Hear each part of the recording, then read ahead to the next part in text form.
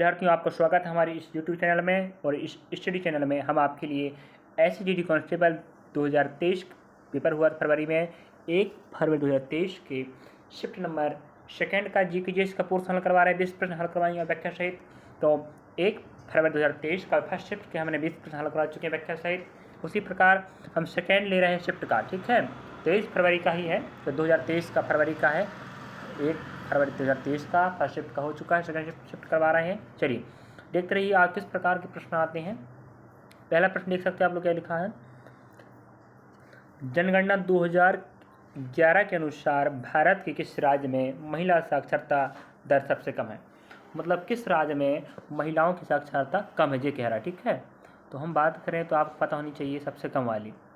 तो उसका right answer क्या है आपका, राजस्थान है। और जिसकी राजधानी क्या है, जयपुर है। और जिसके राजधानी को हम गुलाबी नगर या पिंक सिटी कहते हैं। और ध्यान रखें विद्यार्थी, 2011 में जनगणना हुआ था। इसके अकॉर्डिंग हम बता रहे हैं सबसे अधिक साक्षरता दर किस राज्य का, केरल का है पूरे, ठीक है। सबसे अधिक किसका साक्षरता है, केरल का, जिसकी राजधानी क्या है, तिरुवनंतपुरम, जो दक्षिण भारत में स्थित एक राज्य है, समुद्र तटीय राज्य है केरल। और उत्तर प्रदेश सबसे ज़्यादा जनसंख्या है। बिहार में सबसे कम साक्षरता दर होती है। देखो, सबसे अधिक साक्षरता दर की बात करें तो केरल राज्य है, जिसकी राजधानी तिरुवनंतपुरम है। और सबसे कम साक्षरता की बात करें तो बिहार है, जिसकी राजधानी पटना है। और सबसे अधिक जनसंख्या की बात करें तो उत्तर प्रदेश में, जिसकी राजधानी क्या है, जयपुर है। और राजस्थान एक ऐसा शहर है जहाँ पर महिला साक्षरता सबसे कम है। और हिमाचल प्रदेश राजधानी आपको पता है क्या है, शिमला है।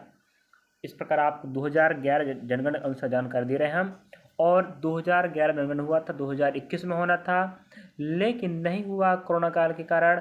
और जनगणना हमारे भारत में 10 वर्षों के अंतराल में होता है, इसको भी याद रखेंगे आप लोग। चलिए प्रश्न क्रमांक दूसरा पकड़ते हैं हम। अब प्रश्न क्रमांक दूसरा की बात करें तो हमारे पास दिखा है कि निम्नलिखित में से किस से भारत का फ्लाइंग सिख कहा जाता। तो आप देख पा रहे होंगे यहाँ फ्लाइंग सिख की बात कर रहा है। तो फ्लाइंग सिख कह रहा हमें, तो हम फ्लाइंग सिख देख लेते हैं। तो आप देख पा रहे होंगे फ्लाइंग सिख, फ्लाइंग मतलब उड़ना होता है, सिख मतलब जो समुदाय का नाम है कह सकते हैं। तो वो कौन, मिल्खा सिंह, ठीक है। और मिल्खा सिंह एक धावक थे, और ऐसे धावक थे जो बहुत प्रसिद्ध थे। इन्हीं का उपनाम क्या है, फ्लाइंग सिख, ठीक है। इनका नाम क्या है, फ्लाइंग सिख है, ऐसा याद रखेंगे। एक बार नहीं, बार बार पूछा। और फ्लाइंग सिख जे पढ़ते हैं, किस देश के हैं कहें तो आप क्या बोलेंगे, पाकिस्तान के रहने वाले हैं। पहले भाई सबको पता है, पहले भारत पाकिस्तान भारत का हिस्सा था। वर्तमान में इनका जो गोविंदपुर जिला पड़ता है, वहाँ के रहने वाले थे मिल्खा सिंह, जो पाकिस्तान वर्तमान स्थित है पंजाब प्रांत में। चलिए प्रश्न क्रमांक तीसरा की बात करें तो हम देखते हैं प्रश्न क्रमांक तीसरा में यहाँ पर 1950 और 51 में सकल घरेलू में औद्योगिक क्षेत्र का योगदान लगभग कितने प्रतिशत रहा। तो उसका राइट आंसर आपके पास देख सकते हो 11.8 है। ये आपका अर्थशास्त्र का प्रश्न है। चलिए आगे बढ़ते हैं हम। सकल घरेलू उत्पाद, जिसे हम क्या बोलते हैं, जीडीपी, क्या बोलते हैं, जीडीपी। आप पता होना चाहिए क्या बोला जाता है उसको, जीडीपी कहा जाता है। किसे, सकल घरेलू उत्पाद को, जीडीपी, ग्रोस डोमेस्टिक प्रोडक्ट, इसे बात रखेंगे। सकल घरेलू उत्पाद का फॉर्मूला शॉर्ट फॉर्म क्या होता है, जीडीपी, जिसे हम हिंदी में बोलते हैं ग्रोस डोमेस्टिक प्रोडक्ट। इसको प्रश्न पूछता है, फुल फॉर्म बताइए या हिंदी नाम बताइए। चलिए प्रश्न क्रमांक हम चौथा की ओर बढ़ते हैं। निम्नलिखित में से कौन हर्षवर्धन के दरबारी कवि और हर्षचरित के लेखक। तो यहाँ एक प्रश्न बन सकता था, यहाँ दो डाटा एक साथ जोड़ दिया है। बोल सकता था हर्षवर्धन के दरबारी कवि कौन है, तो वो तो अभी बाणभट्ट आता। हर्षचरित के लेखक कौन है, तो अभी क्या आता, बाणभट्ट आता। तो बाणभट्ट हर्षचरित के लेखक हैं। और जो हर्षवर्धन के बारे में जानकारी देता है, कौन, पुस्तक। बाणभट्ट एक कवि थे, दरबारी कवि हुआ करते थे। वो राजा का नाम क्या, हर्षवर्धन है। और उनकी पुस्तक का नाम क्या, हर्षचरित है। जो लेखक कौन है, बाणभट्ट हैं। यहाँ 2-3 प्रश्न बन सकता है। अब कालिदास, आर्यभट्ट को कौन नहीं जानता, आर्यभट्ट को सब लोग जानते हैं। आर्यभट्ट जिन्होंने शून्य का आविष्कार किया, जिसके प्रयोग से पूरा गणित चल रहा कह सकते हैं। तो आर्यभट्ट हमारे भारत देश के रहने वाले थे, जिन्होंने शून्य का आविष्कार किया है और एक गणितज्ञ भी हैं। चलिए, और कालिदास के बारे में आप क्या कहना चाहते हैं, कालिदास की बात बताएं। चंद्रगुप्त मौर्य के दरबारी कवि हुआ करते थे, कौन, कालिदास। कालिदास चंद्रगुप्त मौर्य के दरबारी के हुआ करते थे। हर्षचरित और एक कादम्बरी भी इन बाणभट्ट की पुस्तक का नाम है। ठीक है, आगे बढ़ते प्रश्न क्रमांक 5 की ओर। प्रश्न क्रमांक 5वां है, भारत के संविधान के भारत के संविधान के अनुच्छेद 103 के तहत संसद के किसी भी सदन की बैठक का गठन करने के लिए आवश्यक गणपूर्ति मतलब सदस्यों की कुल संख्या कितनी होनी चाहिए? कुल संख्या का 1/10 हिस्सा होनी चाहिए, तभी बैठक को बुलाया जा सकता है या सब बैठक संपन्न हो सकती है या कोई भी निर्णय लिया जा सकता है। ठीक है, चलिए आगे बढ़ते हैं। प्रश्न क्रमांक 6वां की बात करें, प्रत्येक 12 वर्ष बाद मनाया जाने वाला महामस्तकाभिषेक और यह जैन धर्म का प्रमुख त्यौहार माना जाता है और जैन धर्म में तीर्थकर का प्रयोग करते हैं। तो प्रथम तीर्थकर कौन है? आप ऋषभदेव हैं और लास्ट तीर्थकर आप कहलाते हैं महावीर भगवान, जो 24 नंबर के। ठीक है, प्रथम तीर्थकर ऋषभदेव हैं और संस्थापक भी जैन धर्म के संस्थापक भी आप ऋषभदेव कह सकते हैं और प्रथम तीर्थकर भी हैं। और 24 नंबर के तीर्थकर कौन है? आपके भगवान महावीर। ठीक है, कौन है? महावीर। और जैन धर्म में जो महामस्तकाभिषेक होता है वो 12 वर्षों के बाद होता है। और यहाँ बात करें बौद्ध धर्म के संस्थापक गौतम बुद्ध कहलाते हैं और सिख धर्म कौन के? गुरु नानक देव कहलाते हैं।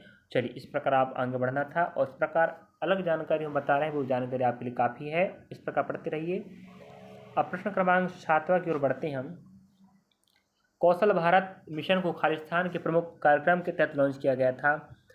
तो यहाँ पर आंसर आपका तीसरा है।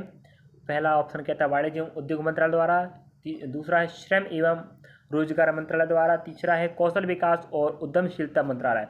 तो कोई भी कार्यक्रम लॉन्च होता है या कोई योजना लॉन्च होती है विशेष मंत्रालय के द्वारा लॉन्च होती है। उसी प्रकार कौशल भारत मिशन जो आपका योजना है कौशल विकास और उद्यमशीलता वित्त मंत्रालय द्वारा लॉन्च किया गया था। प्रश्न क्रमांक 8 की ओर बढ़ते हैं हम। रुक्मणी देवी तो कौन नहीं जानता? रुक्मणी देवी अरोडेल ने किस नृत्य शैली में विभिन्न पुरस्कार जीते हैं? तो रुक्मणी देवी एक बहुत प्रसिद्ध नृत्यिका है जो शास्त्रीय नृत्य भरतनाट्यम करती है और भरतनाट्यम का जन्म माना जाता है तमिलनाडु में। ठीक है, तमिलनाडु का राजधानी क्या है? चेन्नई। और कथकली भी एक शास्त्रीय नृत्य है जिसका जनक कौन मानता है? इसका जो प्रसिद्ध त्यौहार केरल में मनाया जाता है, केरल का शास्त्रीय नृत्य है। कथक आपका उत्तर प्रदेश का है और लावड़ी कहाँ का है? महाराष्ट्र का, MH। ठीक है, MH महाराष्ट्र का है। एक बार रिपीट कर देते हैं हम आपके लिए। चलिए रुकिए एक मिनट। चलिए, हम बात कर रहे हैं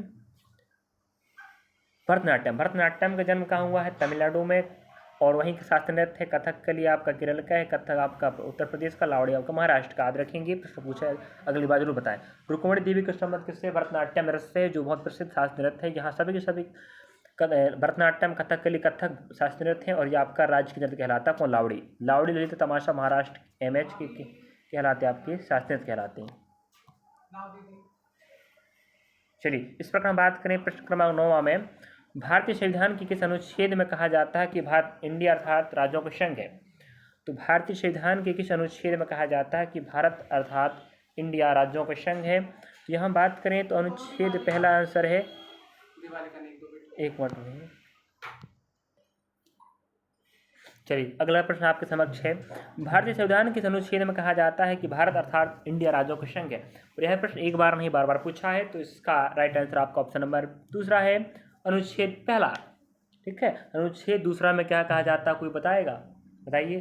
अनुच्छेद दूसरा कहता है नए राज्यों का निर्माण। ठीक है, पहला जो ऑप्शन आपका है उसका अनुच्छेद दूसरा कहता है नए राज्यों का निर्माण और अनुच्छेद पहला कहता है भारत अर्थात इंडिया राज्यों का संघ है। और अनुच्छेद 11 का कहता है संसद द्वारा नागरिक अधिकारों कानून का विनिमय प्रावधान है इस पर। और हम 10 की बात करें, नागरिकता के अधिकार का बने रहना, अनुच्छेद 10 कहता है।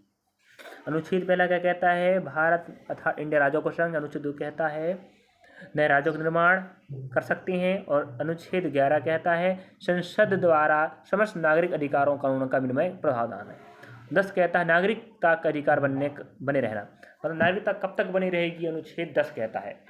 क्या गलती कर दो या क्या करने से आपकी नागरिकता खत्म हो जाएगी, अनुच्छेद 10 में बताया जाता है। प्रश्न क्रमांक हम पढ़ते हैं अब 10। 1886 में लंदन में ईस्ट इंडिया एसोसिएशन की स्थापना निम्नलिखित में से किसने की थी? तो वह आपका राइट आंसर है दादा भाई नौरोजी। और इनका नाम कौन नहीं जानता, इन्हें भारत का वयोवृद्ध पुरुष के नाम से जाना जाता है। याद रखें क्या, वयोवृद्ध पुरुष, वयोवृद्ध पुरुष के नाम से जाना जाता है, जो बहुत प्रसिद्ध है दादा भाई नौरोजी को। राजा राम मोहन राय कौन जानता, इन्हें जाने। इन्हें सती प्रथा का अंत करने वाला कहा जाता, क्या, सती प्रथा का अंत। जो सती प्रथा एक बहुत अच्छी प्रथा नहीं थी। इस प्रथा में क्या हुआ करता था, जो महिलाएं हुआ करती जिनके पति एक्सपायर हो जाते थे या मृत्यु हो जाती थी, उनके साथ साथ उन्हें भी दाह संस्कार दिया जाता था। इसी प्रथा को हमारे राजा राम मोहन जी के प्रयास से बंद किया गया था। इस कारण से सती प्रथा के अंत करने वाला कहा जाता है। और सत्यनारायण टैगोर को, इनके बारे में क्या है, ये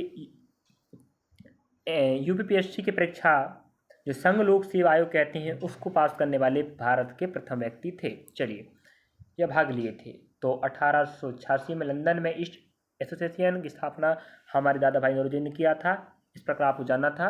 चलिए आगे बढ़ते अगले प्रश्न को। हम प्रश्न क्रमांक 10 हो गया। आप 11 की बात कर लेते हैं। भारत के किस केंद्रीय मंत्री ने नवंबर 2020 में भारत अंतर्राष्ट्रीय व्यापार मेले में खादी इंडिया पवेलियन का उद्घाटन किया? तो ये आपका नारायण तातुराणे। कौन नारायण तातुराणे आपका राइट आंसर है। चलिए, इस प्रकार जो आप करंट अफेयर का प्रश्न है, तो करंट अफेयर के प्रश्न भी आते हैं। अगला प्रश्न देखते हैं, प्रश्न क्रमांक 12। भारत में हरित क्रांति का जन्मदाता किन्हें कहा जाता है? और हरित क्रांति 1966 और 67 के बीच में आई थी, जिसमें अधिकांश गेहूँ और धान जिसे कहते हैं ना, इन्हें हम खाद्यान्न फसल कहते हैं, इन खाद्यान्न फसलों पर जोर दिया गया था। तो भारत में हरित क्रांति के जन्मदाता MS स्वामीनाथन कहते हैं। और विश्व में कौन कहलाते हैं? Norman Borlaug. याद रखेंगे, नॉर्मन बोरलॉग पुरस्कार दिया जाता है जो कृषि जगत में अच्छी कार्य करने वाले दिया जाता है। और विश्व में हरित क्रांति के जन्मदाता नॉर्मन बोरलॉग कहलाते हैं। और भारत में कहलाते हैं MS स्वामीनाथन। ठीक है। और महात्मा गांधी कौन नहीं जानता? महात्मा गांधी के जन्म दिवस को हम भारत में अंतर्राष्ट्रीय अहिंसा दिवस, स्वच्छता दिवस और गांधी जयंती के रूप में मनाते हैं। और इसी दिन हमारे लाल बहादुर शास्त्री जी का जन्म हुआ था। इस प्रकार 3, 4, 5, 2 अक्टूबर को 3-4 दिवस मनाते हैं। पहला गांधी जयंती, दूसरा लाल बहादुर शास्त्री जयंती, तीसरा स्वच्छता दिवस और चौथा आपका अंतर्राष्ट्रीय अहिंसा दिवस। ठीक है। और जिन्हें हम राष्ट्रपिता या बापू भी कहते हैं महात्मा गांधी को। और पंडित जवाहरलाल नेहरू जी भारत के पहले प्रधानमंत्री हैं, आपके भारत के पहले प्रधानमंत्री। गेहूं धान को हम खाद्यान्न फसल कहते हैं, जो हरित क्रांति में इन्हीं का योगदान रहा है।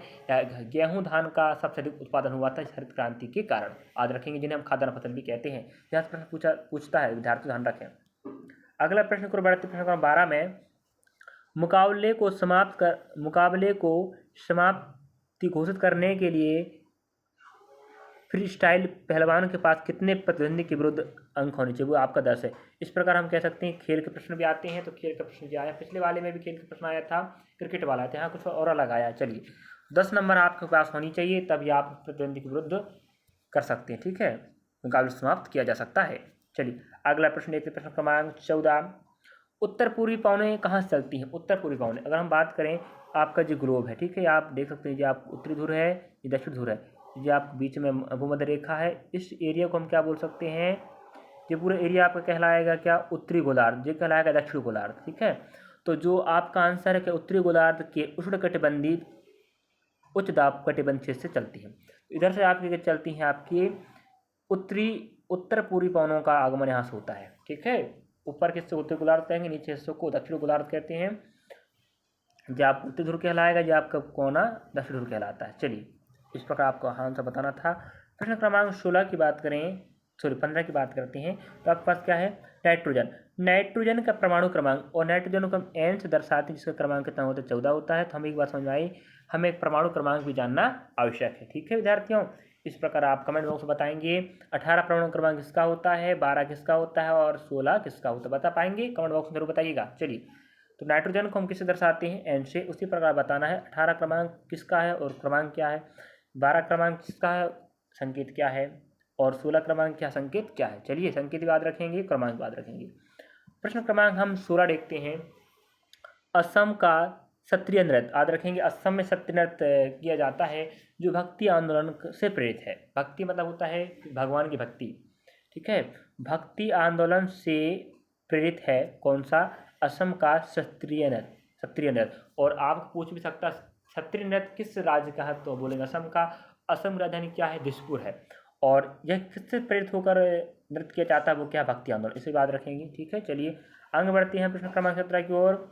माइक्रोफाइनेंस ऋण को किसी सांप्रदायिक की आवश्यकता है, नहीं है, या आपका राइट आंसर है। तो आपका जी थोड़ा अलग सा प्रश्न है। चलिए आगे बढ़ते हैं। प्रश्न क्रमांक 18 की बात करें। इंडिया इंटरनेशनल कॉमनवेल्थ 2022 में ग्लोबल पीस एम्बेसडर के रूप में किसे सम्मानित किया गया, तो वो कौन? बबीता शी। चलिए आगे बढ़ते हैं। प्रश्न क्रमांक जी आपका करंट अफेयर के प्रश्न है। 2 करंट अफेयर प्रश्न आए, के साथ 2 या 3 है। अगला है निम्नलिखित में से कौन सा जीवाणु संक्रमण का एक लक्षण है। अब जीवाणु होती हैं, संक्रमण होते हैं। कोई जीवाणु अच्छा भी होता है, नुकसानदायक होता है, कोई लाभदायक होते हैं, और कोई कुछ भी नहीं करते। तो आप निम्नलिखित में से कौन सा जीवाणु संक्रमण का लक्षण है, वो है बुखार, ठीक है। बुखार जो फीवर आप होता है जीवाणु के संक्रमण का एक लक्षण है। जीवाणु से अगर आप संक्रमण हो गए हैं तो वो आपका लक्षण क्या दिखाएगा? बुखार। आपको क्या हो जाएगी? बुखार हो जाएगी, ठीक है। जैसे आप जीवाणु ने पकड़ा या लक्षण संक्रमित हो गया आप उससे, तो आपको सीधे बुखार हो जाएगा, फीवर हो जाएगा, सर्दी जुकाम हो जाएगा, ठीक है। इस प्रकार लक्षण क्या है? बुखार है। अब प्रश्न क्रमांक 20 की बात करें हम, तो विषम का चयन करना। विषम मतलब अलग प्रकार का। तो यहाँ संकेत थोड़ा सा दिया है कृषि प्रक्रियाएं, तो हमें सीधा थोड़ा हिंट भी करके देख रखा है। कृषि प्रक्रियाएं आप खोजना है, तो भाई कृषि में जोतना भी आता है, बुआई भी आती है, छिड़काव भी। छिड़काव वाला होता है कीटनाशक दवाई छिड़कना। तो भाई खाना जी अलग हो गया है कि नहीं? स्वाभाविक बात बताइए। कृषि से संबंधित प्रक्रियाओं को आपको एक साथ करना, एक को अलग करना। तो यहाँ जोतना, बुआई और छिड़काव जी कृषि से संबंधित घटनाएं हैं, लेकिन खाना नहीं है। वो तो फसल पकने के बाद आप खा सकते हो, वो अलग प्रक्रिया हो गई। इस प्रकार आपको 20 प्रश्न हमने बताए हैं व्याख्या सहित, थोड़ी थोड़ी जानकारियाँ हैं। इस प्रकार आपको 20 के 20 प्रश्न देखना है, समझना है कि किस प्रकार से खेल से प्रश्न आ रहा है, नृत्य से प्रश्न आ रहा है, करंट अफेयर के प्रश्न आ रहे हैं, इतिहास से आ रहा है, संविधान से आ रहा है। इस प्रकार आप जानना है कि किस टॉपिक से प्रश्न आ रहा है। खेल से भी आ रहा है, संविधान से भी आ रहा है, इतिहास से भी आ रहा है, भूगोल से भी आ रहा है, और आपके करंट अफेयर से प्रश्न आ रहे हैं आपके इसमें जीडी में 2023 में आए थे। 2024 जो परीक्षा है, अभी फॉर्म फिल हुआ, 2025 में एग्जाम होना, वहाँ पर भी ऐसे प्रश्न आएगा। चलिए विद्यार्थियों, इस प्रकार बने रहिए। आपका सहयोग हमारा हौसला बढ़ाए, इसलिए आप नए हैं जरूर सब्सक्राइब कीजिए। हम आपके लिए बेहतर से बेहतर करते रहेंगे। इस प्रकार आपको हल करवाते रहेंगे। हम आपको हिंदी के 3 सेट करवा चुके हैं, और जीकेजीएस का 1 सेट हो चुका है, जो सेकेंड सेट है। 1 फरवरी 2023 का फर्स्ट शिफ्ट का जीकेजीएस हो चुका है, दूसरे शिफ्ट का हम कह रहे हैं, तीसरा भी करेंगे। चलिए इस प्रकार बढ़ते रहिए, आप लोग मेहनत करते रहिए। धन्यवाद, थैंक यू।